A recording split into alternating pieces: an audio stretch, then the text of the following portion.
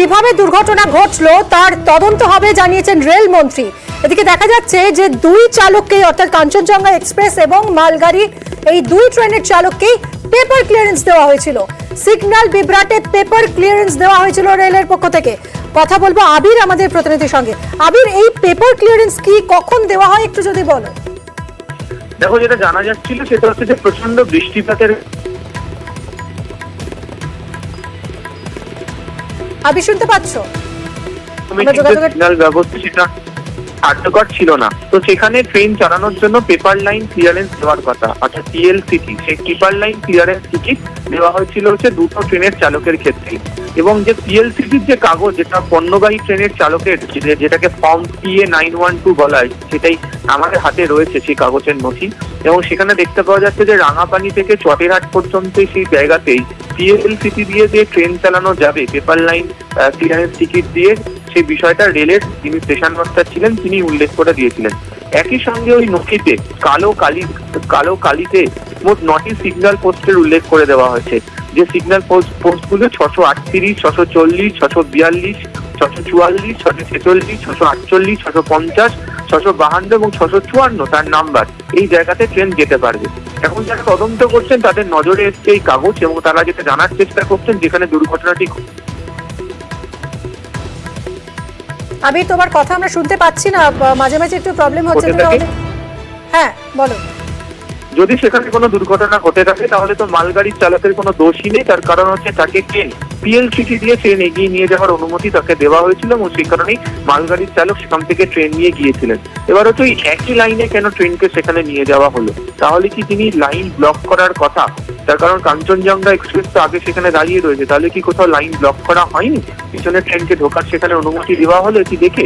এই প্রশ্নগুলো তদন্তকারীদের নজরে ইতিমধ্যে এসছে, এবং তার প্রেক্ষিতেই হচ্ছে কাঞ্চনজঙ্ঘা এক্সপ্রেসের যিনি মোটরম্যান রয়েছেন, সহকারী মোটরম্যান রয়েছেন, এছাড়া হচ্ছে এই পণ্যবাহী ট্রেনের যিনি গার্ড রয়েছেন, এছাড়া রাঙাপানি, নিজবাড়ি এবং হচ্ছে চটেরহাট, এই তিনটি স্টেশনের যারা স্টেশন মাস্টার বা স্টেশন সুপারিনটেন্ডেন্ট যারাই থাকুন তাদের প্রত্যেককে জিজ্ঞাসাবাদ করতে চায় রেলের এই তদন্তের ক্ষেত্রে দায়িত্বপ্রাপ্ত CCRS। অর্থাৎ রেলের পক্ষ থেকে যেটা দাবি করা হচ্ছিল, যেটা রেল বোর্ডের চেয়ারপারসন প্রেস কনফারেন্সে যেটা বলছিলেন, যে মালগাড়ির ড্রাইভার তিনি সিগন্যাল ব্রেক করেছেন, তিনি রেড সিগন্যাল দেখতে পাননি বা সেই নির্দেশ মান্য করেননি, সেই যুক্তিটা তো তাহলে ধোপে টেকে না। আবির,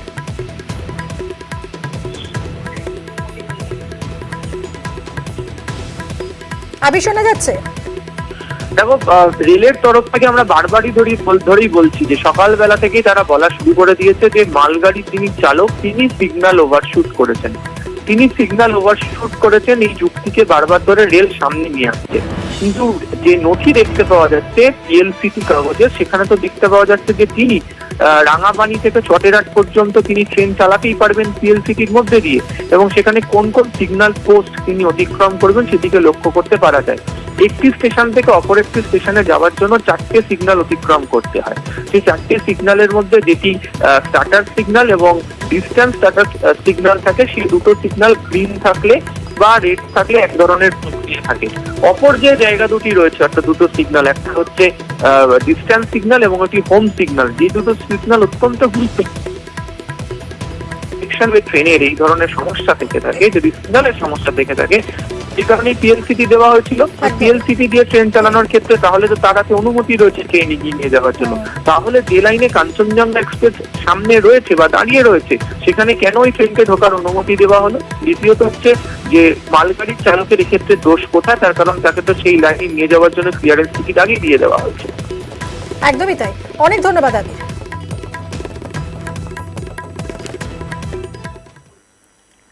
সকাল 8:40-এ ট্রেন দুর্ঘটনা হয়। দুপুর 12:40-এ রাঙাপানি থেকে ট্রেন আবার চলল। ভয়াবহ দুর্ঘটনার পর মাত্র 4 ঘন্টাতেই চলল দুর্ঘটনাগ্রস্ত এই ট্রেন। ভয়াবহ দুর্ঘটনার পর এত দ্রুত ট্রেন চলার ছবি কার্যত বিরল। বৃষ্টি মাথায় উদ্ধার কাজে চমক দিল কেন্দ্র রাজ্য যৌথ বাহিনী।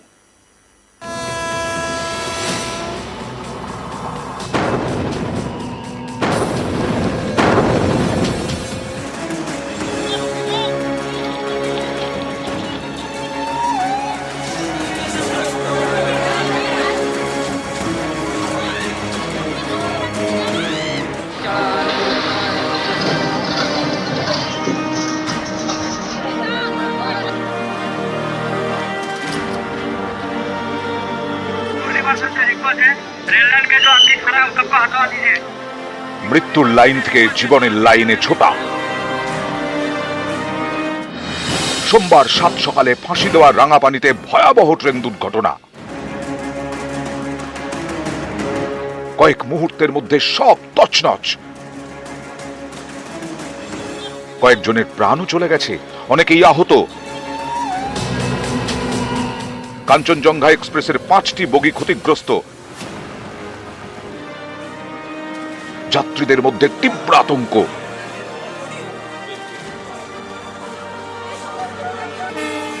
দুর্ঘটনার পর মাত্র 4 ঘন্টার মধ্যে গন্তব্যের উদ্দেশ্যে রওনা দিল শিয়ালদামুখী ডাউন কাঞ্চনজঙ্ঘা এক্সপ্রেস।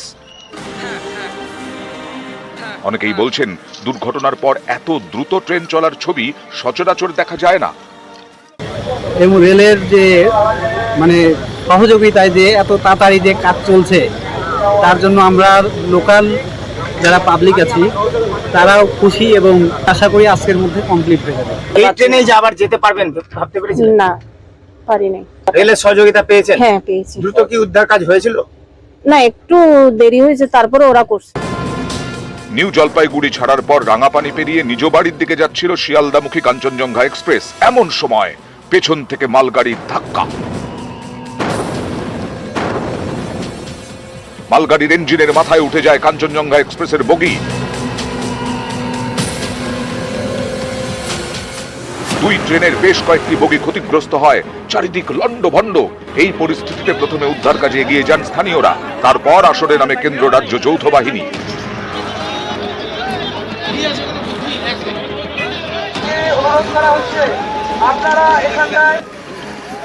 রেলের কামরা কেটে দেহ উদ্ধার থেকে শুরু করে রেল লাইনের ওপর থেকে ক্ষতিগ্রস্ত বগি সরানো, সবই চলে যুদ্ধকালীন তৎপরতায়। এনডিআরএফ, এসডিআরএফ, আরপিএফ, বিএসএফ এর সঙ্গে উদ্ধার কাজে হাত লাগায় রাজ্য পুলিশ। তাতেই সাফল্য। দুর্ঘটনার 4 ঘন্টার মধ্যেই চলল দুর্ঘটনাগ্রস্ত ট্রেন। দুর্ঘটনার জেরে কাঞ্চনজঙ্ঘা এক্সপ্রেসের 5টি কামরা ক্ষতিগ্রস্ত হয়। সেই 5 বগি ছাড়াই রওনা দেয় শিয়ালদামুখী কাঞ্চনজঙ্ঘা এক্সপ্রেস। এদিন বিকেলের দিকে রাঙাপানি ছেড়ে আলুয়াবাড়ি পৌঁছয় কাঞ্চনজঙ্ঘা এক্সপ্রেস।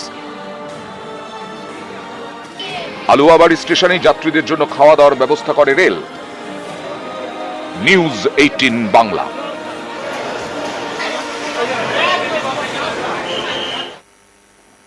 কাঞ্চনজঙ্ঘার দুর্ঘটনা অনেকগুলো প্রশ্ন তুলে দিল। প্রশ্নে রেলের যাত্রী সুরক্ষা। যাত্রী সুরক্ষায় কোথায় কবচ?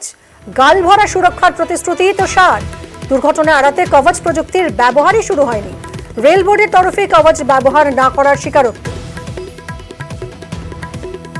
कवच सिस्टम इंस्टॉल कवच तो अभी गुवाहाटी के लिए प्लान्ड है।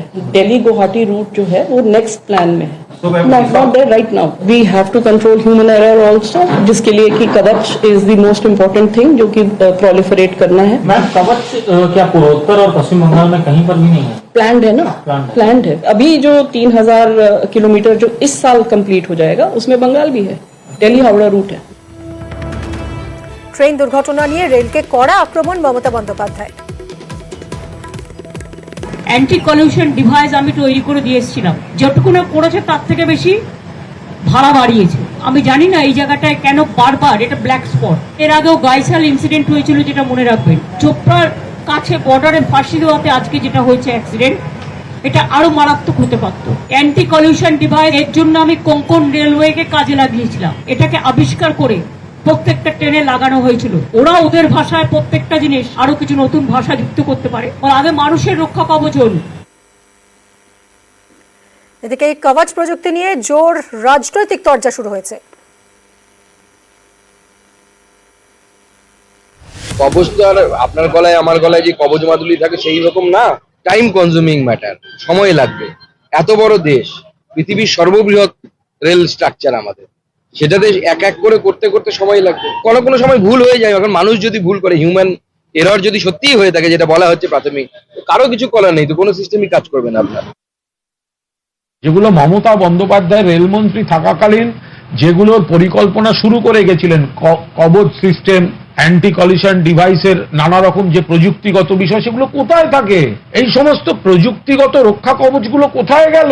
রেলের ভাড়া বাড়ছে, রেলের পরিষেবা এবং সুরক্ষা তছনছ অবস্থা হচ্ছে। প্রধানমন্ত্রী কি বিলাসবহুল ট্রেন উদ্বোধন করতে ব্যস্ত। এর জন্য দায়ী রেলমন্ত্রী, এর জন্য দায়ী প্রধানমন্ত্রী, এর জন্য দায়ী কেন্দ্রের বিজেপি সরকার। উত্তরবঙ্গের এই ভয়াবহ ট্রেন দুর্ঘটনার পর দুর্ঘটনাস্থলে যান রেলমন্ত্রী অশ্বিনী বৈষ্ণব। দুর্ঘটনায় ডাউন কাঞ্চনজঙ্ঘা এক্সপ্রেস এবং এই দুর্ঘটনাস্থলে যান রেলমন্ত্রী, বাইকে চেপে দুর্ঘটনাস্থলে যান তিনি।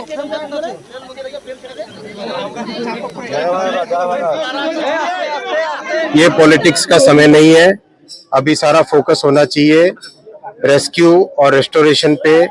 पैसेंजर सेफ्टी के लिए बहुत बड़ा फोकस है, कंप्लीट फोकस है, जैसा आप स्वयं जानते भी हैं। कमिश्नर रेल सेफ्टी की रिपोर्ट आ जाए उसके बाद में ही कुछ पता चल पाएगा, उससे पहले कुछ भी कहना गलत होगा। ট্রেন দুর্ঘটনায় মৃত্যু হয়েছে কলকাতার এক রেলকর্মীর। উত্তরবঙ্গে ট্রেন দুর্ঘটনায় কলকাতার রেলকর্মী শঙ্কর মোহন দাসের মৃত্যু হয়েছে। রেলওয়ে মেল সার্ভিস বিভাগের কর্মী ছিলেন শঙ্কর। 2 বছর আগে অবসর নেন শঙ্কর মোহন, কিন্তু ভালো কাজের জন্য ফের তাকে নিয়োগ করা হয়। কাদাপাড়ার বাসিন্দা শঙ্কর মোহন পাড়ায় জনপ্রিয় ছিলেন, সবার সঙ্গে হাসি মুখে কথা বলতেন। তার মৃত্যুতে শোকস্তব্ধ পরিবার ও প্রতিবেশীরা।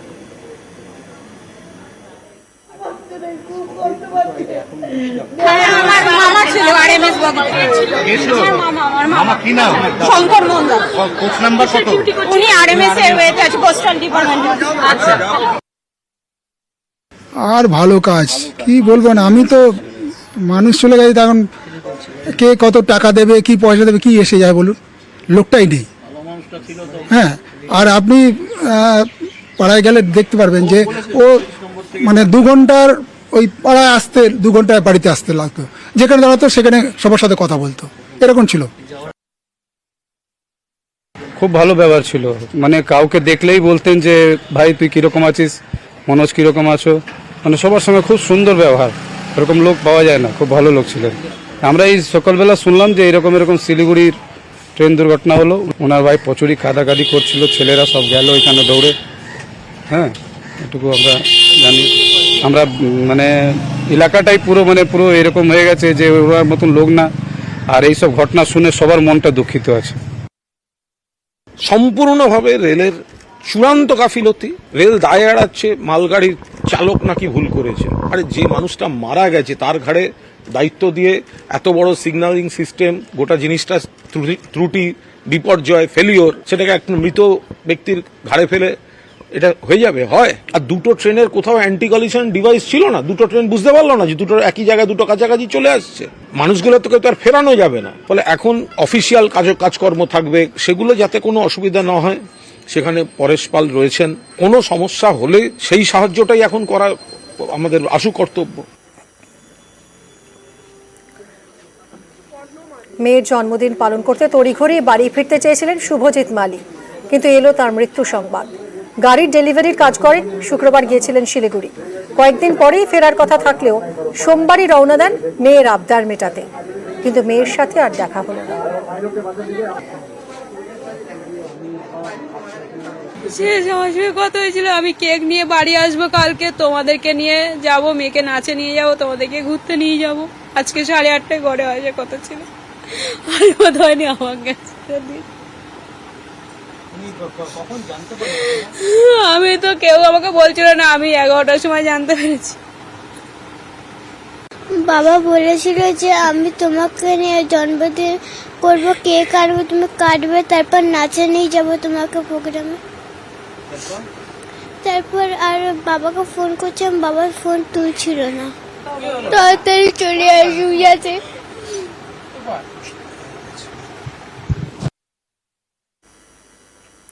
কাঞ্চনজঙ্ঘা এক্সপ্রেসের দুর্ঘটনায় মৃত পূর্ব বর্ধমানের বাসিন্দা ঘুষকরার বাসিন্দা বিউটি বেগমের মৃত্যু হয়েছে। তার স্বামী শিলিগুড়িতে একটি বেসরকারি সংস্থায় কাজ করেন। 3 মাস সেখানেই ছিলেন বিউটি।